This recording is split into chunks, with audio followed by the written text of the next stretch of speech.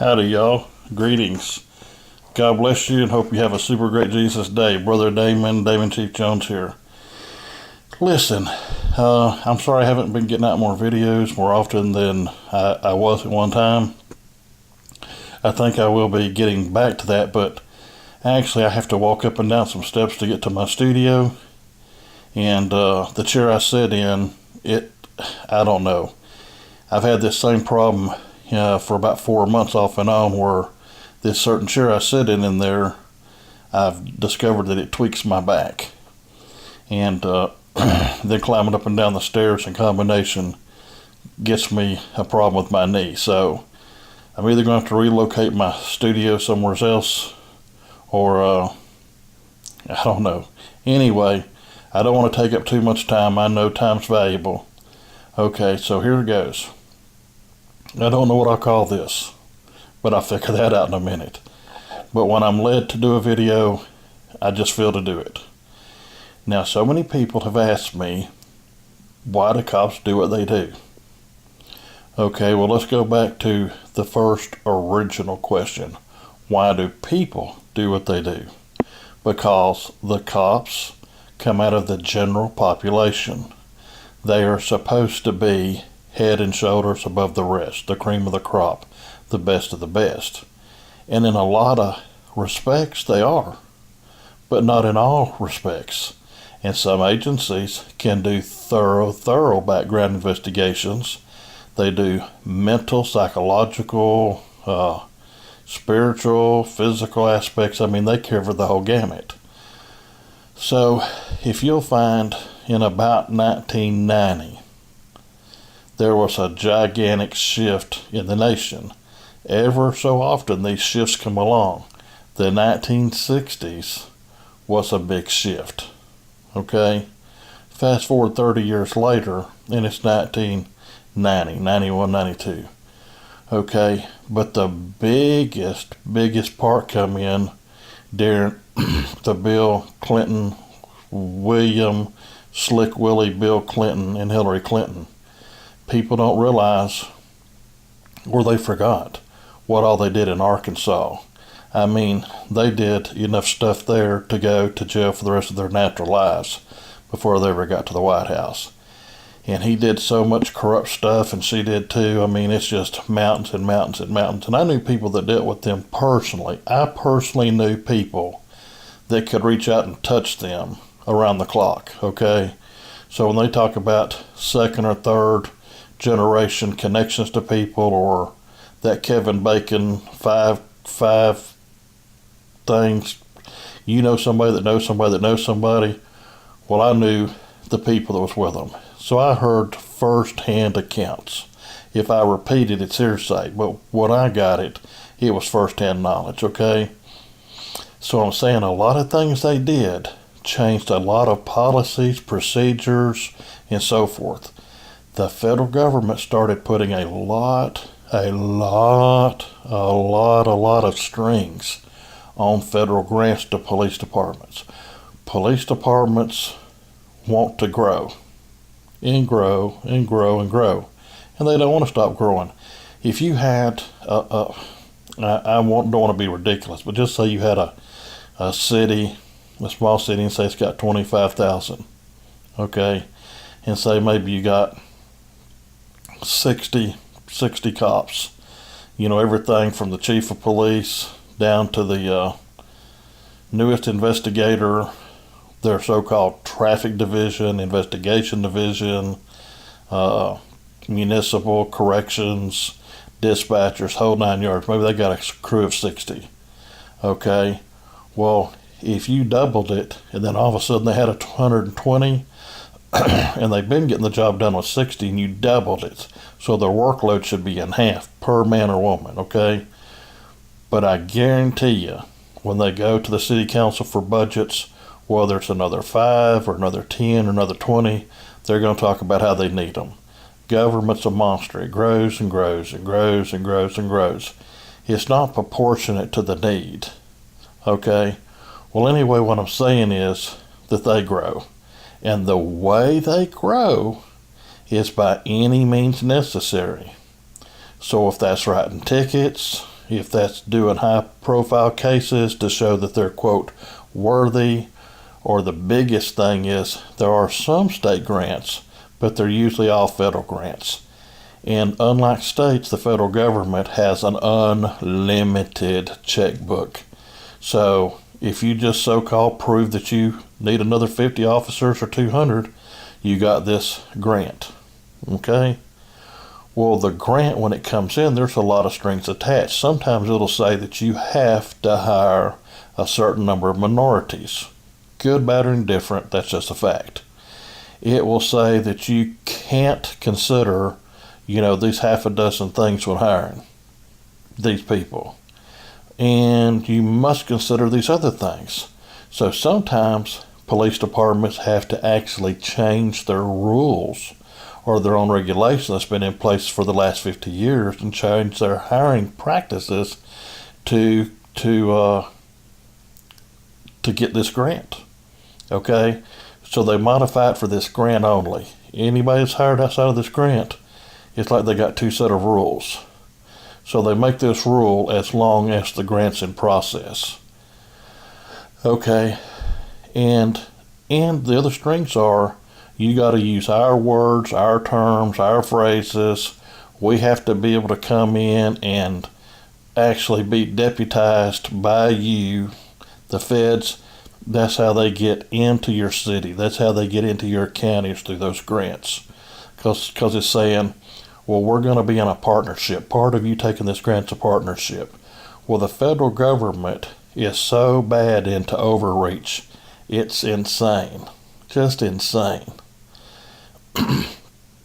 And when Bill Clinton went in, he taught that sexual immorality in the people's house, the White House, was the word of the day, and oral sex wasn't sex. What part of oral sex, oral sex, oral, is not sex? It's a specific type of sex, okay? You have intercourse, and then you also have fellatio or cunnilingus. You got various things. The point I'm getting at is he desensitized people. I saw and worked on cases that I had never worked on before in my career. Okay? So we're now in 93 to 97, somewhere in that time frame.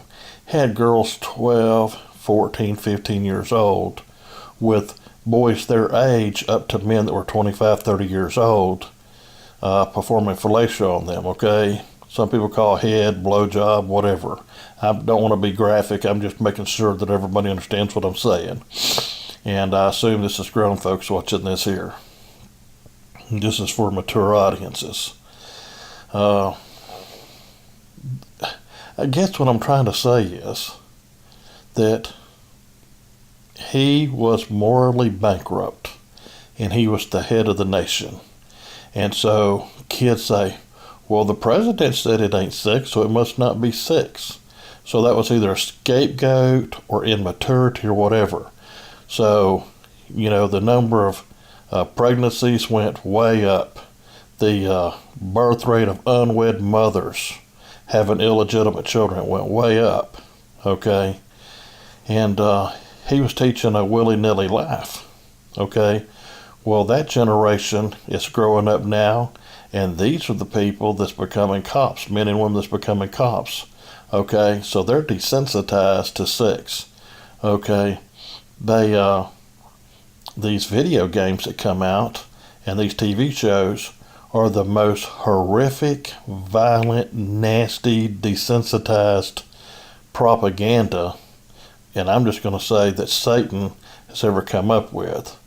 Now, I knew men did it, but he works through them. But you let your children go on Xbox or PlayStations or I don't know what all they got out there anymore. I lose track. And you watch, I went through about 60 or 75 different channels the other day on TV. I looked at all the programming. Probably 10% of the stations, about half of the time, have what I would consider family programming. Even on the family programming, they had Luciferian, satanic undertones and specific teachings of this. You got people, and I don't have nothing against tattoos. I mean, that's a personal decision for you. But these people got tattoos on their face, on their head, down their neck, and their arm. Okay? I mean,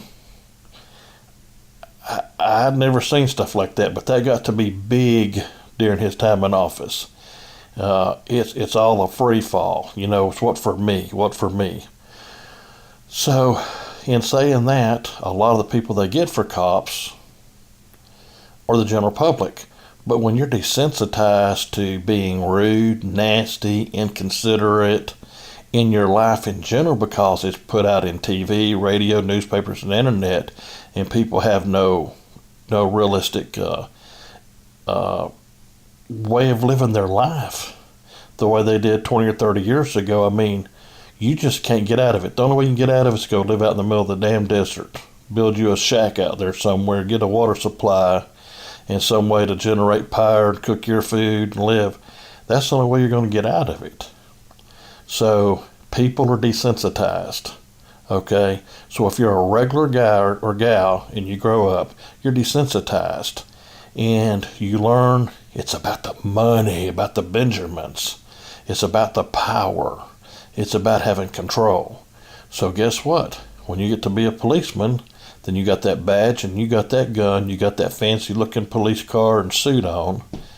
You're getting decent wages most of the time, or above average depending on where you work. You got a retirement plan that says 20, 25, or 30 years and you're out, regardless of your age. In some places it's 10 years you can retire and go out. Okay, so it ain't like doing nothing else in the world. I know policemen that went to work and they worked for 20 years. We used to say 20 years in a day. Okay, 20 years. I'm looking at these guys, they can cash out in a lump sum $900,000 to $2.5 million for 20 years in a little county. I'm talking about a population of 50,000 or less in that county. Okay, 20 years. And that's not having big rank like captain or a major. That's not being the sheriff or the constable or the marshal or the chief of police, where you get bigger salaries. Okay? And if you get a big salary, I see some of these people with $8 and $9 million retirement accounts. Okay, so they can suck it out at $1,000 a month or $6,000 a month, and they pay tax on what they get out. So these are quite lucrative jobs when you get down to it. And because it's considered high risk, then you get certain other benefits and perks and all this other stuff. Plus the free drinks and donuts and whatever you can get wherever you're at. Which shouldn't be, but that's just part of it, okay? So I'm saying that the government has desensitized the population as a whole. The moral compass of the people is broke through a lot of our society. They turned a good portion, about 50 million of our people, into food stamp recipients. Okay, I understand if you need some food stamps. You know, it's a short-term situation. Or if you're permanently, totally disabled, and there just ain't no way, and the safety net says, okay, you're going to get permanent lifetime food stamps. I get it. That's okay. That's understandable. That's not a problem. You're not able-bodied and you can't do it. And the government helps you in some way through government services, which is really we the people.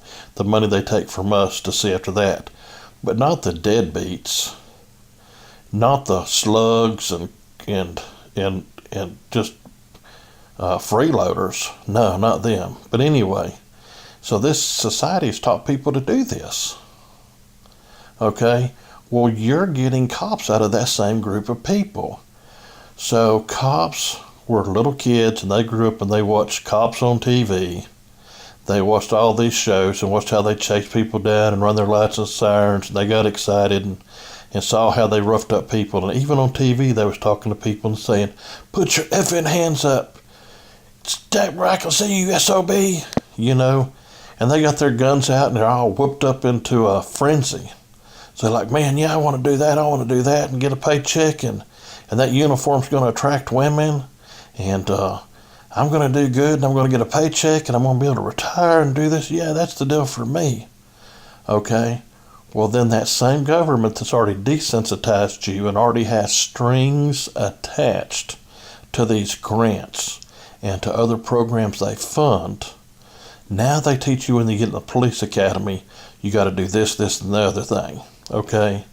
So the point I'm making again is the cops are coming out of the general population. So even when they get the best of the best, it's not that good a lot of times. Okay? And sometimes these cities hire a large number of cops at one time.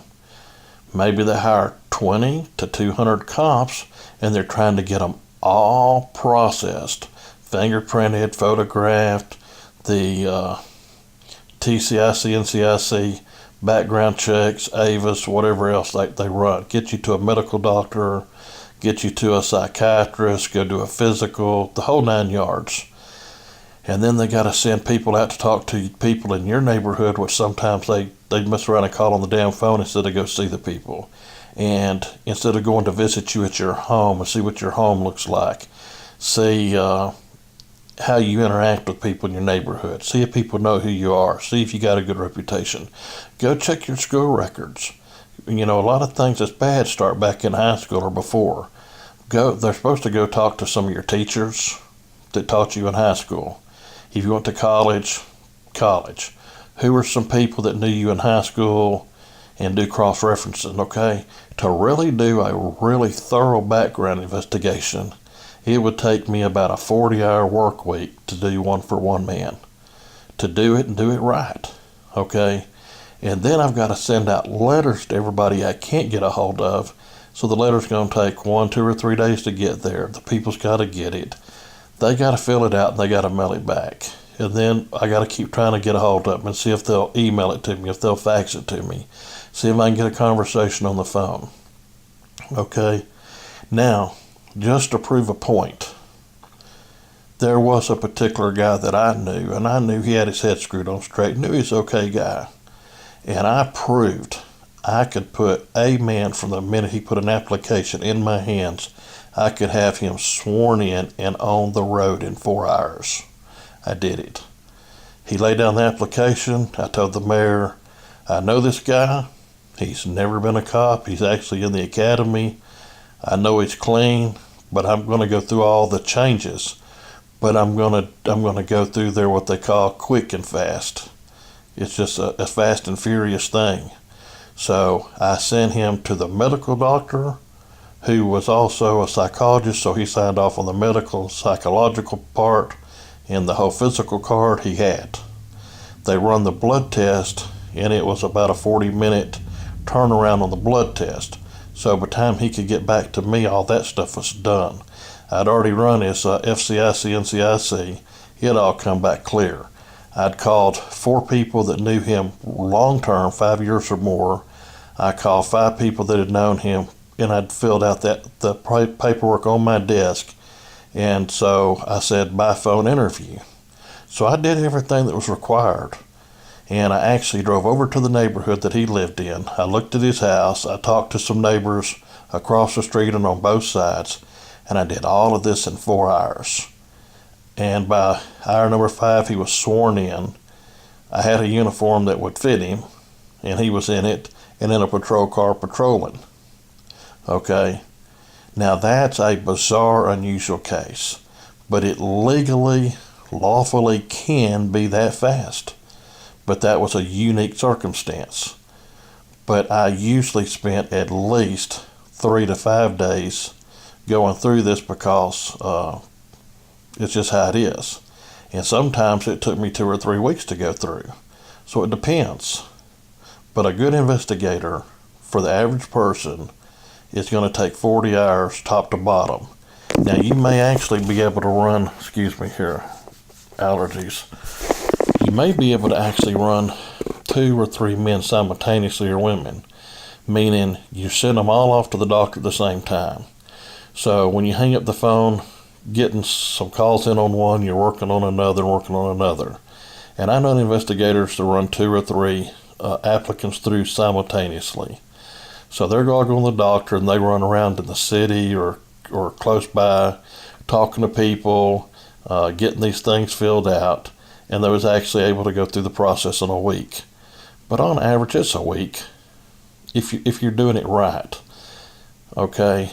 And if there's things that's red flags, you dig deep and you get it corrected and clarified. And if it can't be verified, then you tell them that you can't verify these things and they can't be a part of your agency.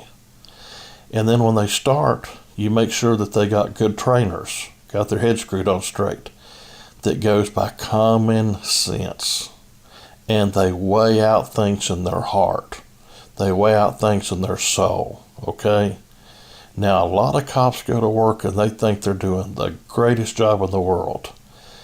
And according to the law, they are. But in reality, they're screwing up all the time. They, for example, just like on a checkpoint, which I believe is unconstitutional totally. But say you're doing a checkpoint for DWI, DUI, driver's license, vehicle equipment, safety check, whatever they want to call it. Okay, they've trapped you. You can't get out. You can't use your custom and usage of Christian right of avoidance. They've trapped you, and if you try and turn around or pull in somewhere, then they're going to chase you down like the hounds of hell. Okay, they're going to be after you. And you've done nothing wrong. This is just a dragnet. They throw an entire net over everybody, hoping that they're going to catch them a fish in there somewhere, or excuse me, a snake. They're throwing a net out, a fish net, trying to capture up 50 or 100 fish, hoping that there's going to be a snake in there somewhere that they can take on down and make a name for themselves or show their justification. Well, it's all wrong. It's all wrong, okay? And they make assumptions and presumptions that because you have a tag on your automobile that it's a vehicle because it has a tag on it.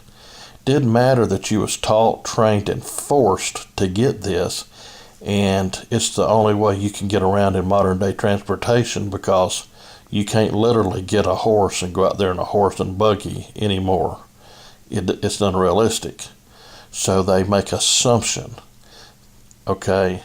And then they make an assumption that you're now a driver, and they make an assumption you have to have a driver's license, and they make assumptions that an officer on demand, that you have to show them your identification or driver's license on demand. Well, the point is, if they stop you, and if they stop your free movement, and you say, I want to leave, and they say you can't leave, now you are under arrest. They can say it's an investigatory investigation or stop or whatever, but you make it really clear to them, hey, can I leave? Can I walk 20 foot or 30 foot over that way or this way? No. So, I'm limited to 2 or 3 foot here. I got that much room in a jail cell, okay? So I'm under arrest. So if I'm under arrest, it changes all the dynamics. You do not have to produce. You have the right to remain silent. The Fifth Amendment. Okay, part of that includes the right not to produce or to perform. You don't have to talk to them. You don't have to perform. So that means no field sobriety exams. That means not blowing in the tube, the breathalyzer. Anyway, people's been asking me why cops do what cops do. Same reason people do what they do. But a lot of them get more arrogant and more cocky and more sure of themselves. And they're part of the general population. And I probably got 50 or plus emails about a handful of different subjects that I'm going to try and go through and do.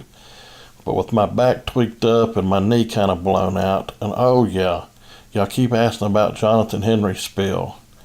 And I got phone calls, got emails, texts, different things that said, look, just give us what you got. Just give us what you got, and then do an update or a part 2 or part 3. Okay, I really need to be in my office to do this because some of this is tedious work. I've already got a few pages together, and it's a lot of information. And I got some more that I'm working on. But I'm trying to do what I can on my smartphone and then copy it down and then take it to my office. Anyway, I'm going to get this figured out here pretty quick and get this done. I mean, y'all been waiting here for 2, 3, 4 weeks for this. And I ain't just jacking with y'all about it, okay? There's really been some issues that's been keeping me from doing it. But I do want to tell you something we did find out. We have some tech gurus that went in and did some backdoor exploration. And they found out that Jonathan Henry Spill has paid for and or induced, enticed one or more men or women to go in and make a lot of what they call computer subbers. Okay, where it says like he's got this 30 or 35,000 subs. They've got it down to where he has between 7,500 and 8,000. That's how many he really has, okay? And it shows that probably about 1 to 2,000 of them are very active. The rest of them are not. So he either pays or he's making a deal with somebody to make it look like he has all them subs when that's not true. And then they use these algorithm things. I don't know how that works. Just don't know. But they somehow utilize backdoor algorithms, and it makes YouTube believe that people have watched X amount of videos, and they watched them for a certain amount of time and did this and that and the other. Okay, so in fact, some of the money he's getting from these sponsors aren't correct, because it's tricking the systems. What it's doing, it's a backdoor trick to make YouTube basically tell its sponsors that X amount of videos are being watched today and that these videos are being watched. It's a trick system.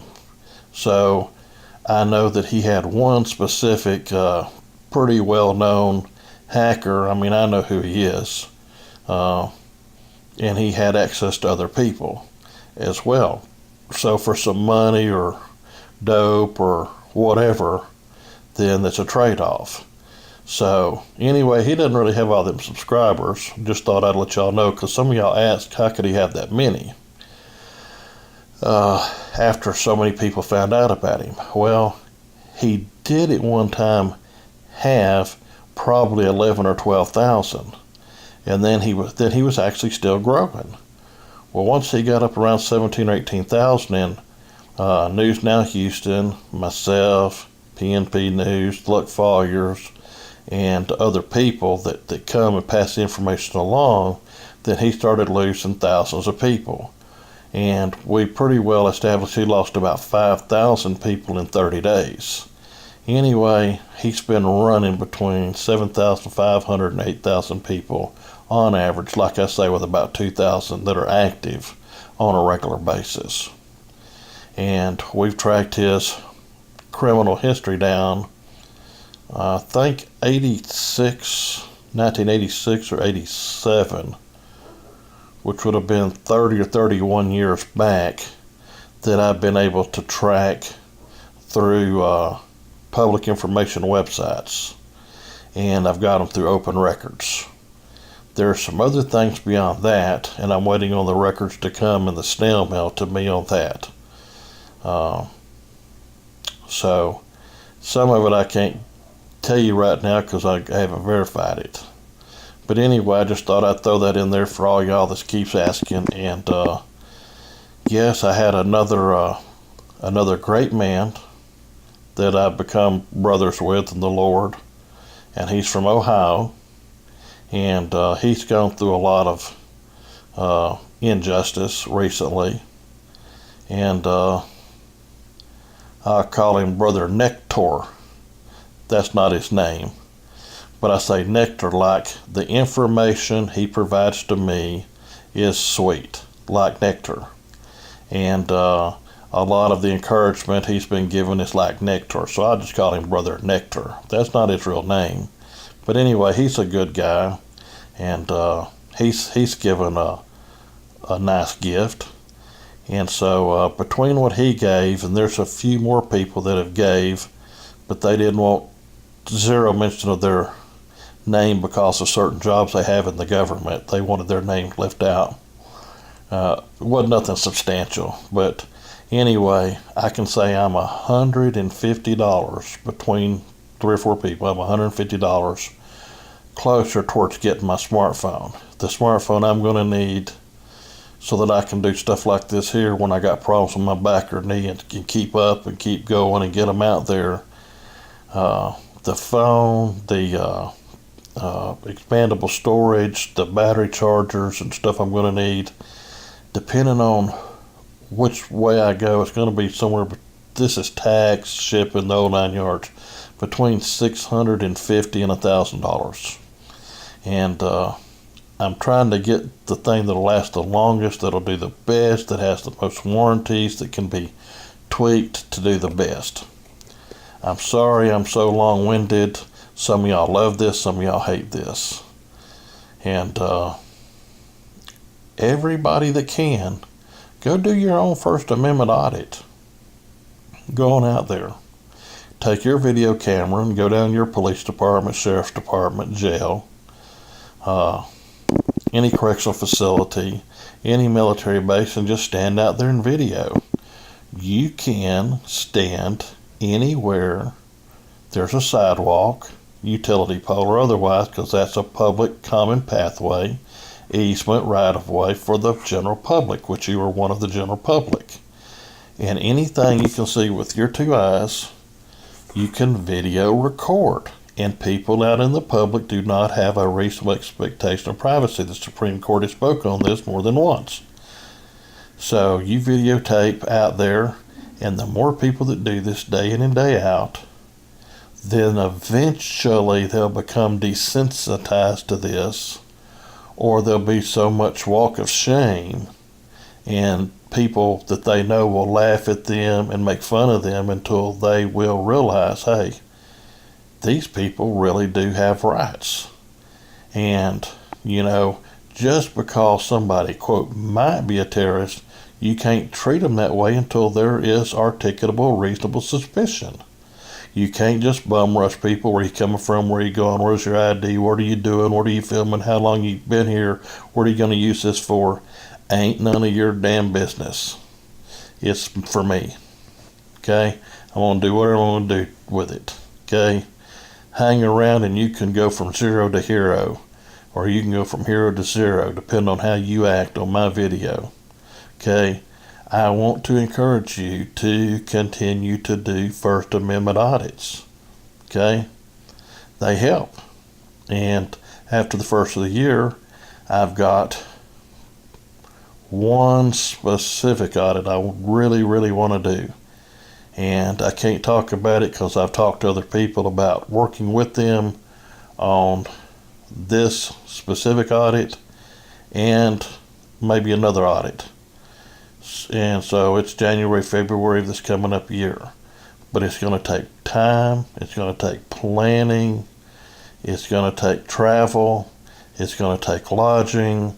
It may be a 1, 2, 3 day event. It may be auditors from all over the place emerging. Okay?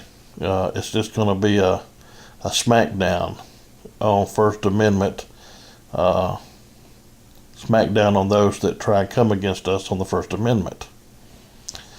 And by the way, if you are a cop out there, you don't lose your First Amendment rights just because you got on that uniform. And you don't lose your religious liberties. So if you want to take your Bible to work, take it. You can't speak on behalf of your agency, but you can speak on your behalf. Just like when I was out on the job and some people was hurt, and when the ambulance was coming, I did what I could do as a first responder, first on scene, but I was also praying for them. And then I actually had people say, I don't think you can do that because you're a cop and you're on duty. And I said, hey, excuse me, I don't lose my religious liberties or my right to free speech when I'm on the job. My thoughts are my own, so long as I ain't injuring you or somebody else. So I prayed with people on the side of the road that was injured. And some of them I've helped work them, that's a term, but keep them alive in the back of an ambulance and left my patrol car parked on the side of the road on which short paramedics and stuff. So, yeah, that's ambulance drivers, firefighters. Teach the people the truth. God bless y'all, and I'll see y'all later. Bye-bye.